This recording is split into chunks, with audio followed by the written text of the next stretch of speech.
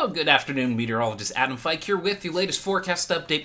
Hope everyone's having a great start to the week, and honestly got quite a bit to talk about. Anywhere from, we saw the northern lights last night, we have wildfire smoke from Canadian wildfires to deal with, and even showers and storms all the way across the Central Plains, and what finally feels like summer and looks like summer across spots of the Ohio Valley. So, first things first, got showers and storms all across. You can see from the Dakotas through the Four Corners region, so Utah through New Mexico, Arizona, Denver areas. Even some showers and storms, especially long line of severe storms. So you can see from the Oklahoma Panhandle, Texas Panhandle, so all the way through Amarillo down through Lubbock. Notice there was previous tornado warning just east of Amarillo. That has since expired. Nothing has been confirmed with that one. Nothing has been observed, but still, long line of severe storms. Any of these can produce hail, inch plus. Even any of these storms can produce wind gust 60 plus. So these storms will continue to move east, will continue to increase in coverage, and even especially into Kansas. Another area focusing on storms we can see is across Minnesota into Iowa. This line will continue to develop as well. More so into Minnesota, not really expecting a whole lot severe. That's going to be more so a few stronger storms with some small hail, about the size of a pea, even up towards a few localized storms up to an inch in diameter, so about the size of a quarter, and some wind gusts 35 to 55, and locally 55 plus. But here's 5 p.m. Central. Notice that line continues to grow even towards 7, 8, 9 p.m. through southern Minnesota, through Nebraska into northwestern Iowa as well. So I'm going to circle the area here, especially across spots in Nebraska, southern Minnesota, and northwestern Iowa. So that area I have circled in green, that's going to be the more concern for a few tornadoes. Not going to be widespread tornadoes. These are going to be more so of what it looks like, sort of like a bow echo. So we have a long line. Here I'm going to draw this diagram here.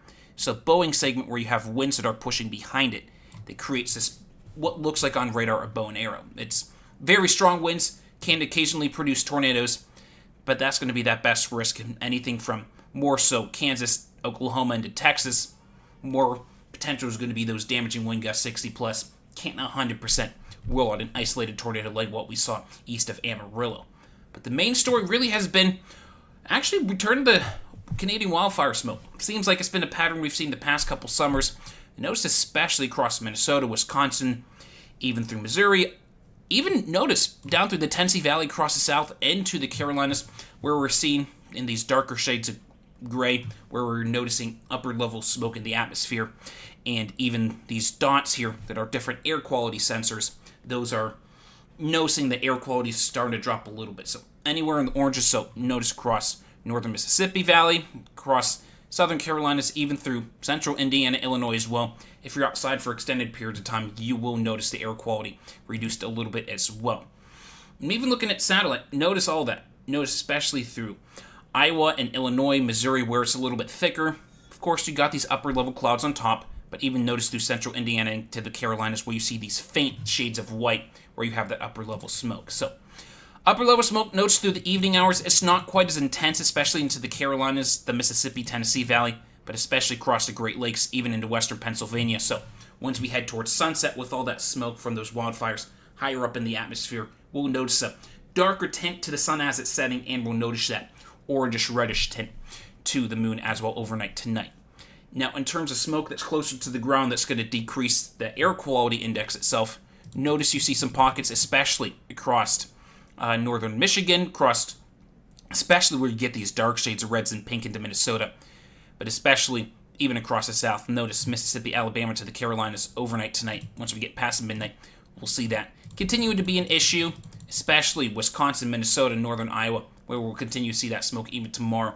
And even most spots, you're still going to notice that upper level smoke even as we head towards Wednesday. But the hope is once we see initial cold front move on through, that we'll see that likely air quality improve over the next couple of days. So that cold front moves through Wednesday. So here's midnight Eastern time Wednesday. We see that cold front start to move on through. So Missouri, Iowa, Illinois, first thing Wednesday morning, you notice a long line of showers, a few storms that could be ongoing.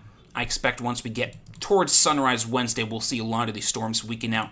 But notice into the afternoon we go, more so across central Illinois, northern Indiana, southern Michigan. Going to have to deal with some of these storms as well. Any of these storms, I'm not expecting anything to be overly severe.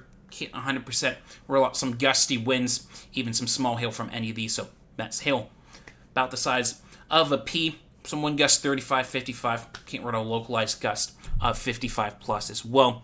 Bulk of the activity for the Ohio Valley, notice, is more so Thursday. First thing Thursday morning, 4 a.m., we got this long line of showers and storms from Missouri, just south of St. Louis, through central Illinois, through central Indiana, northern Ohio. That will continue to progress east, but notice it basically stalls out through Thursday. So it's just this long line of showers and storms from all the way from Arkansas, Missouri, Illinois, Indiana, Ohio, even in western Pennsylvania, so Pittsburgh will have to deal with some of these storms on Thursday as well. Again, any of these could produce some small hail and gusty winds as well. That initial front moves through, but notice into Friday morning, same time, 4 a.m. Friday morning, got a secondary system that's going to bring more showers and storms. Again, any of these storms will have that potential to be low-end severe. So more so those stronger storms that could produce some hail. Again, up to quarter inch, half an inch. Those wind gusts locally 55 plus as well. Anything that's going to be severe 55 plus and that hail up to an inch, more so going to be localized into Friday. Notice that front basically stays around, so on and off showers. Illinois, Indiana, Ohio, Pennsylvania throughout the day Friday, but that cold front finally moves through Saturday. We'll likely see those showers and storms exit into eastern Kentucky, eastern Tennessee, and into Pennsylvania. But still, can't 100% rule out Saturday afternoon. Just a few of these pop-up light showers from Iowa, Missouri, and then to Kentucky, and even into the Appalachian region, into western Pennsylvania as well, as that front moves on through. So, definitely a lot to talk about. Definitely we'll be continuing to keep you guys updated. But, of course, if you have any questions, please don't hesitate to reach out. Always happy to help. Have a great rest of your Monday.